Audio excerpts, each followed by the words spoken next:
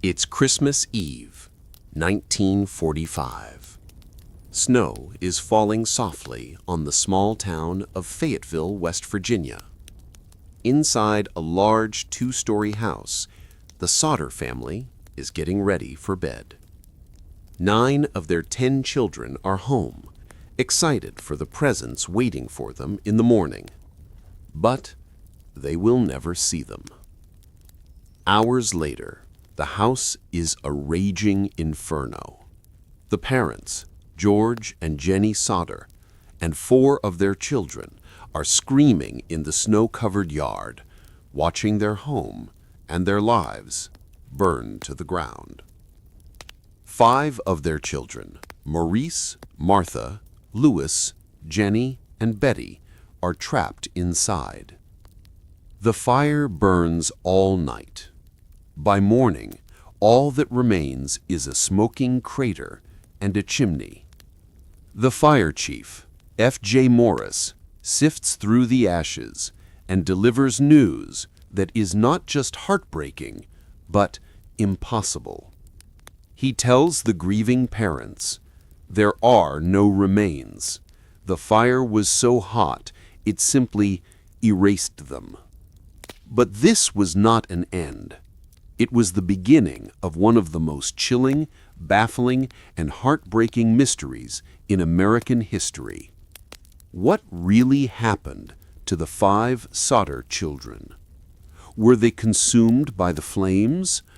Or was this the perfect cover for a kidnapping? Hello, and welcome to TSF History, the channel where we dive deep into the stories that time has tried to forget.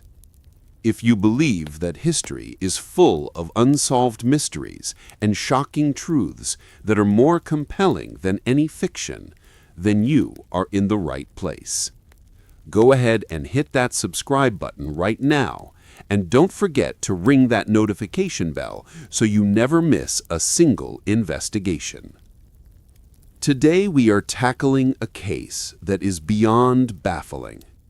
It's a story of fire, family, and a 75-year-old question that still has no answer. This is the unbelievable true story of the missing Sodder children. Our story begins with the family itself. George Sodder was an Italian immigrant who had come to the United States in 1908. He was successful, running his own trucking and coal business, and he was proud. He and his wife Jenny, a fellow Italian-American, had built a good life in Fayetteville. They had a large, beautiful home and a large, beautiful family, 10 children in total. But George was also outspoken. He held strong public opinions, and he was not afraid to share them. Specifically, he was fiercely anti-Mussolini. In a town with a large Italian immigrant population, many of whom were still loyal to their homeland's leader, George's rants against the fascist dictator made him some very serious enemies. This is not just a background detail. It is critical. A few months before the fire, a stranger, an insurance salesman, had come to the Sodders' home. He tried to sell George life insurance. When George refused, the salesman became angry. He warned George, "Your dirty remarks about Mussolini are going to cost you. Your house is going to go up in smoke, and your children are going to be destroyed." At the time, George dismissed it as a threat from a disgruntled salesman. He would come to remember those words for the rest of his life. Other strange things began to happen. Just weeks before Christmas, a strange man was seen by the older Sodder children. He was watching the younger kids as they walked home from school.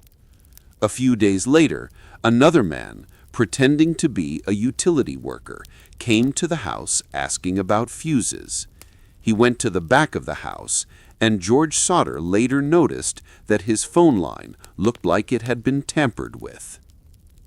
Let's fast forward to Christmas Eve, 1945. The family was celebrating. Their oldest daughter, Marion, had given the younger children new toys. The kids, Maurice, age 14, Martha, 12, Louis, 9, Jenny, 8, and Betty, 5, all begged their mother to let them stay up late, later than their usual bedtime, to play with them. Jenny, tired from the holiday preparations, agreed, on one condition. They had to remember to feed the cows and close the chicken coop before they went to bed. They promised they would. At 10 p.m., Jenny and George went to bed with their youngest child, 2-year-old Sylvia. Their two oldest sons, John and George Jr., who had spent the day working with their father, were already asleep. At 12:30 a.m., the phone rang. Jenny woke up and went downstairs to answer it. On the other end was a woman whose voice she didn't recognize, asking for a name she didn't know. She told the woman she had the wrong number. She hung up, but on her way back to bed, she noticed something odd. The lights were still on in the living room, and the front door was unlocked. She saw her daughter Marion asleep on the living room couch and assumed the other kids had gone up to their attic bedroom. She turned off the lights, locked the door, and went back to sleep.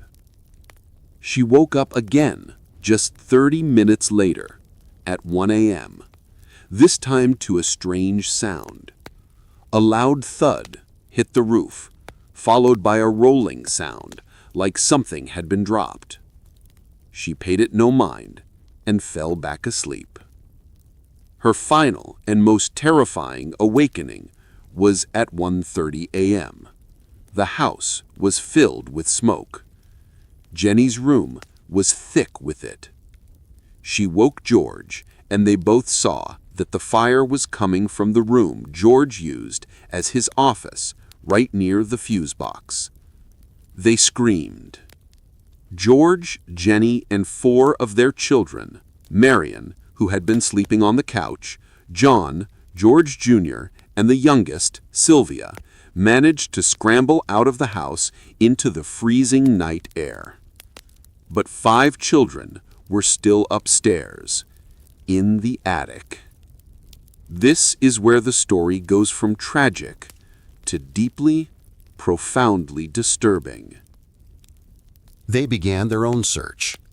George used a bulldozer to push the ash and debris away from the basement, hoping to find the bones the police had missed. He found nothing. But Jenny couldn't let it go. She began her own small experiments, burning chicken bones and other animal bones in a container in her backyard. No matter how hot the fire, the bones always remained. Their suspicions turned to kidnapping, and the motive, they believed, was clear: George's anti-Mussolini rhetoric. They believed their children had been taken and the fire set to punish him. The clues started to pour in, each one more tantalizing and heartbreaking than the last. A woman who ran a motel between Fayetteville and Charleston, about 50 miles away, claimed she saw the children. She said a car with Florida license plates had pulled in late on Christmas Eve. 2 men and 2 women were with 5 children. She said they looked exactly like the Sodder children. She remembered it because the adults were hostile and refused to let the children out of the car. Another waitress at a Charleston hotel said she served the children breakfast on Christmas morning. She said, "I saw the children. They were with 2 men and 2 women, all of Italian extraction." Weeks after the fire, a bus driver who drove through Fayetteville on Christmas Eve came forward. He said he saw a man at the side of the road throwing fireballs or pineapple bombs at the Sodder house. This lined up perfectly with the thud Jenny heard on the roof. Later, Sylvia, the youngest Sodder child, found a small, hard, rubber-like object in the yard. It was green and had a small wick, consistent with an incendiary device. The Sodders were convinced. They hired a private investigator, C.C. Tinsley. Tinsley immediately uncovered more shocking information. He learned that the insurance salesman who had threatened George was in fact a member of the coroner's jury that had ruled the fire an accident. He also tracked down the fire chief, F.J. Morris, who had given the no bones report. Tinsley and George accused him of covering something up. The chief's story changed. He admitted that he had found something. He led George to a spot in the yard and said he had buried a heart he found in the ashes. George was horrified. He and Tinsley dug up the spot. Inside a metal box, they found what the chief had buried. It was not a heart. It was a fresh beef liver. It had never been in a fire. The Sodders realized the chief either lied to quiet them or he was part in a much darker conspiracy. Was he trying to convince them their children were dead by planting fake evidence? In 1949, 4 years after the fire, George Sodder, still tormented, brought in a pathologist from Washington, D.C. to re-excavate the site. They did a thorough, scientific dig. They did not find the remains of 5 children. They found something else. They found 3 small dark objects. The pathologist identified them as human vertebrae. But he had 2 shocking conclusions. First, they showed no signs of ever being in a fire. Second, they were all fused together, indicating they came from a person who was at least 16 or 17 years old. The oldest missing Sodder child, Maurice, was only 14. This meant the bones were not from any of the Sodder children. So where did they come from? The leading theory was that someone, perhaps the chief, had taken them from a nearby cemetery and planted them at the site to prove the children had died. The cover-up was real. In 1952, the Sodders, in a final desperate act of hope and defiance, erected a billboard. It stood on Route 16 near their home. It showed the pictures of their 5 missing children, a photo of their burned-out home, and a summary of the case. It offered a $5,000 reward, which they later raised to $10,000 for any information leading to their recovery.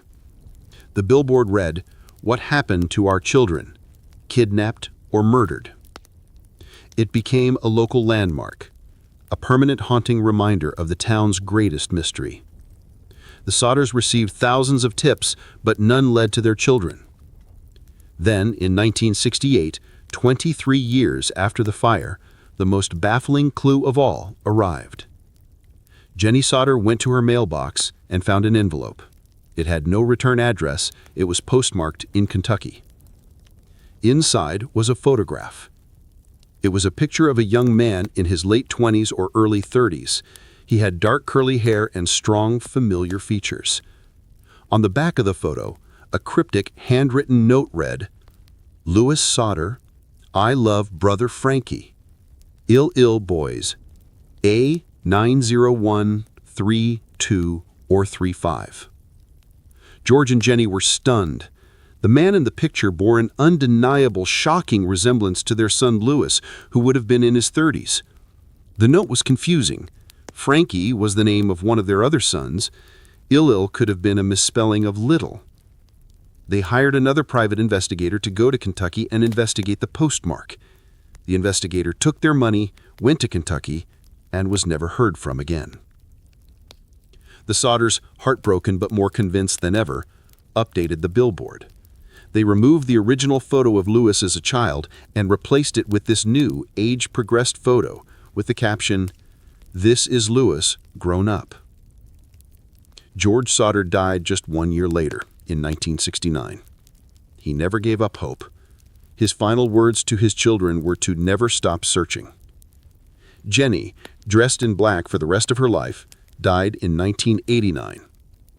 The billboard, which had stood for almost 40 years, was finally taken down. The last surviving child of that night, Sylvia Sodder, is still alive today. She was only 2 years old when she was carried out of the burning house. She doesn't believe for 1 second that her brothers and sisters died in that fire. She believes they were kidnapped and that someone in the town of Fayetteville, West Virginia, helped cover it up.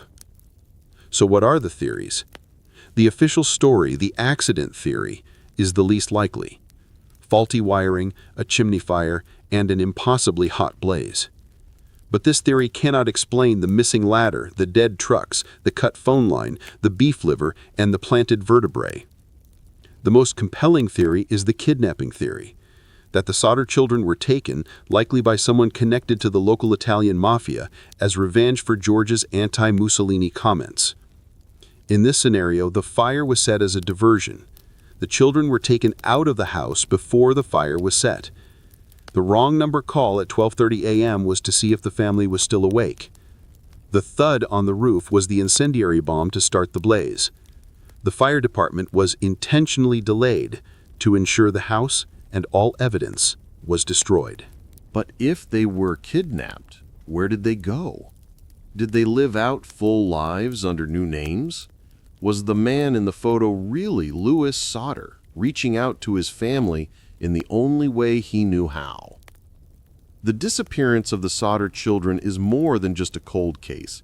It's a terrifying story about a family's undying love and a chilling reminder that sometimes the most horrifying monsters are the unanswered questions. The truth, it seems, was burned and buried that Christmas. But the hope of the Sodder family never was. What do you think really happened that Christmas night? Was it a tragic one-in-a-million accident? Or was it a sinister conspiracy that involved kidnapping, arson, and a town-wide cover-up? Let us know your theories in the comments below. And if you found this investigation as compelling as we did, please do us a favor and hit that like button. It really helps the channel. And of course, subscribe to TSF History and ring that bell so you can join us on our next journey into the past. Thank you for watching.